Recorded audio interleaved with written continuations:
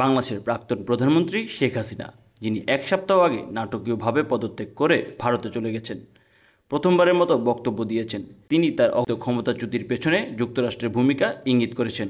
ভারতীয় সংবাদ মাধ্যম দ্য প্রিন্ট এর একটি প্রতিবেদনে বলা হয়েছে, শেখ হাসিনা আওয়ামী লীগ নেতাকর্মী ও সমর্থকের উদ্দেশ্যে একটি বার্তা পাঠিয়েছেন। সেই বার্তায় তিনি উল্লেখ করেছেন, যদি আমি যুক্তরাষ্ট্রকে সেন্ট মার্টিন ও বঙ্গোপসাগর দিয়ে দিতাম, তবে আমি এখনও ক্ষমতায় থাকতে পারতাম। শেখ হাসিনা তার বক্তব্যে আরও বলেছেন, আমি পদত্যাগ করেছি কারণ আমি লাশের মিছিল দেখতে চাইনি। তারা শিক্ষার্থীদের লাশের উপর দিয়ে ক্ষমতায় আসতে চেয়েছিল, কিন্তু আমি তা হতে দেইনি। তিনি আরও বলেন, যদি আমি এখনও দেশে থাকতাম তাহলে আরও অনেক প্রাণহানি হতো এবং অনেক সম্পদ নষ্ট হতো। শেখ হাসিনা আওয়ামী লীগের কর্মীদের উদ্দেশ্যে বলেন, ইনশাল্লাহ শিগগিরই আমি দেশে ফিরব।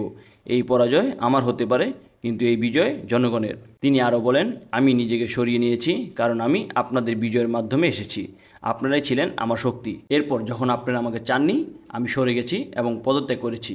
শেখ হাসিনা তার কর্মীদের উদ্দেশ্যে আরও বলেন, যারা সেখানে আছেন কেউ মনোবল হারাবেন না, আওয়ামী লীগ আবারও ঘুরে দাঁড়াবে। তিনি আরও অভিযোগ করেন যে তার ভাষণ বিকৃত করা হয়েছে।